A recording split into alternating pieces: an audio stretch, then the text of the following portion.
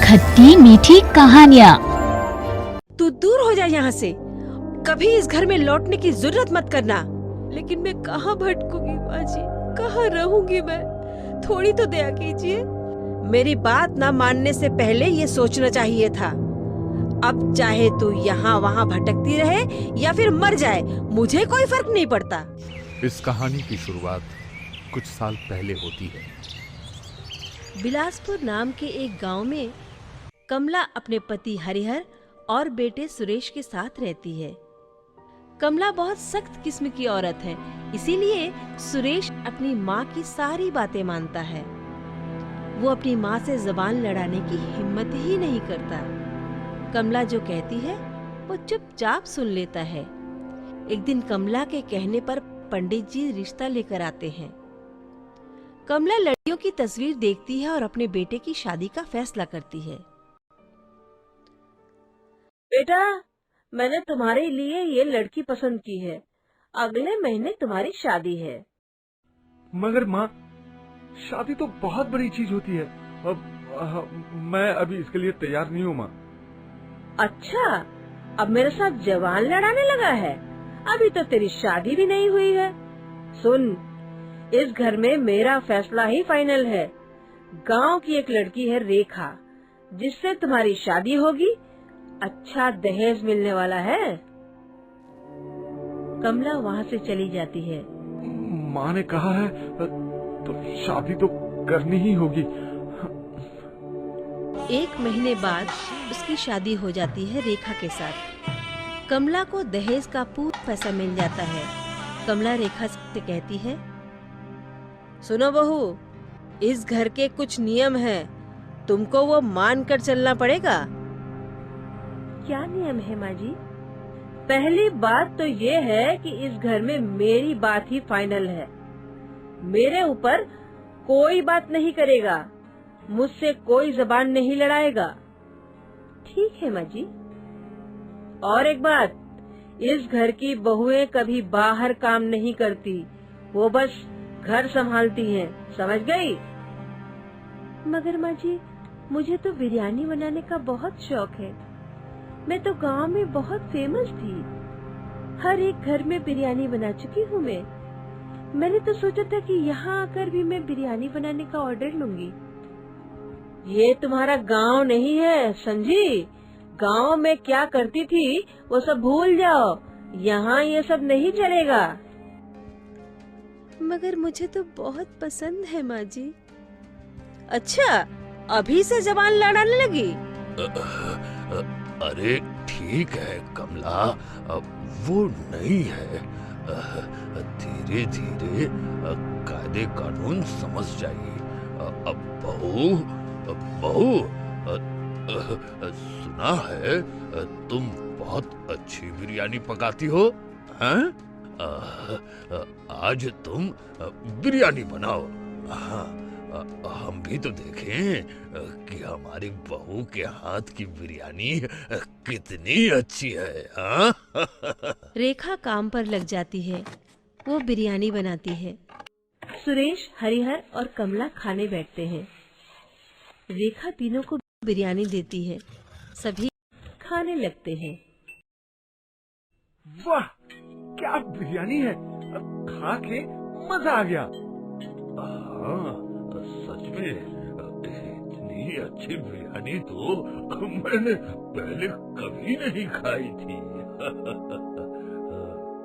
अच्छा, तो मेरी बनाई हुई बिरयानी तुमको अच्छी नहीं लगती थी? नहीं माँ, ऐसी बात बिल्कुल नहीं है। माँ, आपकी बनाई हुई बिरयानी भी बहुत अच्छी होती थी। हाँ, सच कह रहा हूँ। मगर इस बिरयानी की तो बात ही कुछ अलग है। ऐसे ही कुछ दिन बीत जाते हैं। रेखा घर के काम काज में उलझी हुई रहती है और पूरे मन से सबके लिए खाना बनाती है। सुरेश तो रेखा के हाथ के खाने की बहुत तारीफ करता है। दिन बीतने लगते हैं। इतने में रेखा गर्भवती हो जाती है। फिर भी कमला रेखा से ही घर का सारा काम करवाती है।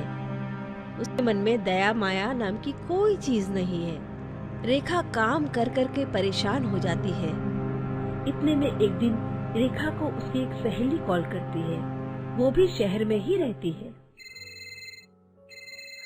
हेलो, अरे कुसुम, क्या बात है, बड़े दिनों बाद? अरे यार, कल हमारे घर पर एक छोटा मोटा फंक्शन है, बिरयानी बनानी पड़ेगी। तू तो इतनी अच्छी बिरयानी बनाती है, कल चली आना। कैसे जाऊंगी कुसुम, मैं बाहर काम करूं, ये मेरी सास को पसंद ही नहीं है। ये क्या बात हुई?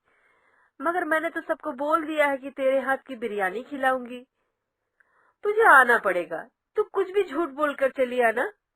10,000 रुपए मिलेंगे। 10,000 रुपए? बाप रे! ठीक है कुसुम, मैं कुछ सोचती हूँ।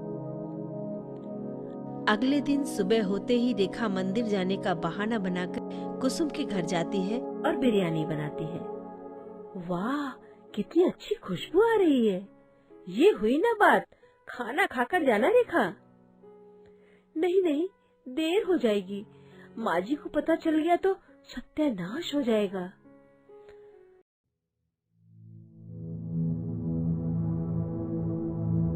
रेखा दोपहर को घर पहुंचती है। वो मतलब मंदिर में बहुत भीड़ थी माँ जी। ठीक है, अब जाओ खाना बना लो। रेखा अपना मोबाइल वहीं रखकर रसोई में खाना बनाने के लिए चली जाती है और तभी अचानक से उसका फोन बज उठता है। कमला फोन उठाती है तो दूसरी तरफ से कुसुम कहती है, क्या यार, तू तो हड़बड़ी में पैसा ना लेकर ही चली गई। इतनी अच्छी बिरयानी बनाई है कि सभी खाकर वाह वाह कर रहे हैं। कल आकर पैसा ले जाना। कमला को सब कुछ समझ आ जाता है। वो फोन रख देती है। वो बहुत गुस्सा हो जाती है। कमला रेखा के पास आती है। कल मुही, मुझसे छुपकर बाहर काम करने गई थी तू? माँ जी सुनिए तो मेरी, अरे माँ जी सुनिए। कमला रेखा को मारने लगती है। वहाँ पर सभी आ जाते हैं। सुरेश रोकने की कोशिश करता है लेकिन रोक नहीं पाता। माँ रुकिए माँ, छोड़ दीजिए। मगर कमला रेखा को मार मार के घर से निकाल देती है। तू दूर हो जा यहाँ से, कभी इस घर में लौटने की जरूरत मत करना। तब रेखा रोते हुए कहती है, लेकिन मैं कहाँ भटकूंगी माँ जी, कहाँ रहूंगी मैं? थोड़ी तो दया कीजिए, थोड़ा रहम कीजिए मुझ पर, थोड़ा रहम कीजिए माँ जी। मेरी बात ना मानने से पहले ये सोचना चाहिए था। अब चाहे तू यहाँ वहाँ भटकती रहे या फिर मर जाए, मुझे कोई फर्क नहीं पड़ता। ये बोलकर कमला दरवाजा बंद कर देती है और अपने बेटे को भी दरवाजा नहीं खोलने देती है। रेखा बाहर खड़ी होकर सोचती है, अब क्या करूं? मैं कहाँ जाऊं? वो भी इस हालत में, घर में तो जा नहीं सकती। वहाँ जाने से सभी मुझ पर दोष डाल देंगे। एक काम करती हूँ, कुसुम के पास जाती हूँ। वो कुसुम के घर पहुँचती है। कुसुम रेखा से कहती, मुझे पता है कि तेरी सास बहुत पुराने ख्यालात की है। सुन मेरी बात, तुझे अपने पैरों पर खड़ा होना पड़ेगा और तभी तू अपनी सास को जवाब दे पाएगी। ये ले 10,000 रुपए, और जब तक तुझे रहने की जगह नहीं मिल जाती है तब तक तो यहीं पर रह सकती है। कुसुम रहने की जगह तो दे देती है, मगर रेखा को अभी अपने पैरों पर खड़ा होना है। मगर मैं करूं तो क्या करूं? क्यों? तो इतनी अच्छी बिरयानी बनाती है, बिरयानी की दुकान खोल ले। हाँ, ये बड़ी अच्छी बात करी तूने। मैं बिरयानी बेचूंगी। अगले दिन रेखा बिरयानी बनाने का सामान खरीदती है और रास्ते के साइड में बिरयानी बनाने लगती है और चिल्ला चिल्ला कर लोगों को बुलाने लगती है। बिरयानी, गरम गरम बिरयानी, सबसे स्वादिष्ट बिरयानी, आइए आइए, गरम गरम बिरयानी खाइए, बिरयानी, गरम गरम बिरयानी। ये पुकार सुनकर और बिरयानी का सुगंध सूंघकर ठेले के सामने भीड़ जमा हो जाती है। मुझे दो, जल्दी दीजिए। अरे बहन जी, अरे कब से खड़ा हूँ मैं। हाँ दीजिए मुझे दो। आपकी बिरयानी तो बहुत ही स्वादिष्ट है। मुझे और दीजिए। ऐसे पहले ही दिन से बहुत सारी बिरयानी बिक जाती है। अगले दिन फिर उसी ठेले के सामने लाइन लग जाती है। इस तरह हर दिन लाइन बड़ी होती चली जाती है। मजदूर से लेकर पुलिस वाले तक सभी रेखा की बिरयानी के भक्त बन चुके हैं। इसके बाद उसे रहने के लिए जगह भी मिल जाती है। ठेला और बड़ा होता जाता है, ज्यादा पैसे आने लगते हैं। उधर सुरेश की फैक्ट्री में आग लग जाने के कारण फैक्ट्री बंद हो जाती है। सुरेश का काम चला जाता है। ये सुनकर कमला और हरिहर चौंक जाते हैं, क्योंकि सुरेश की कमाई से ही तो घर चलता था। अब कैसे चलेगा घर? सुरेश हर रोज बाहर काम की तलाश में घूमता रहता है।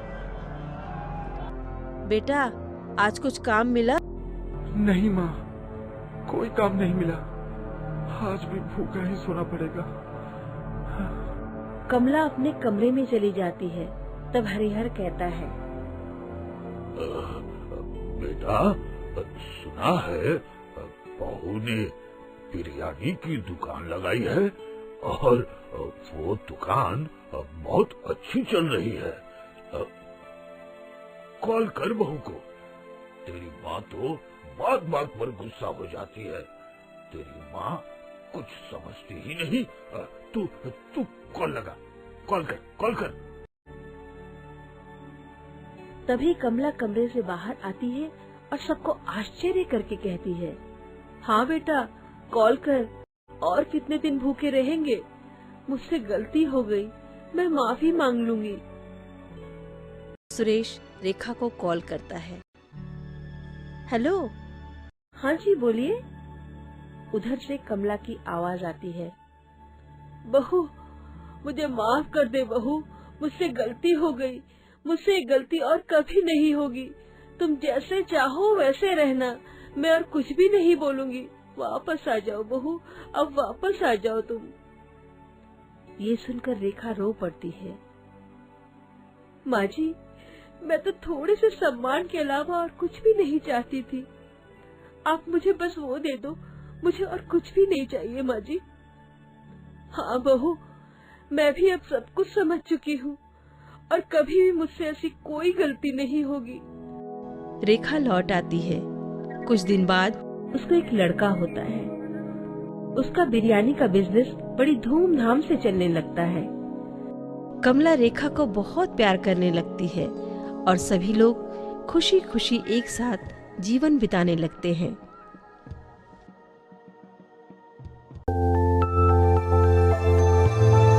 For more updates, subscribe to our channel and enjoy watching the videos.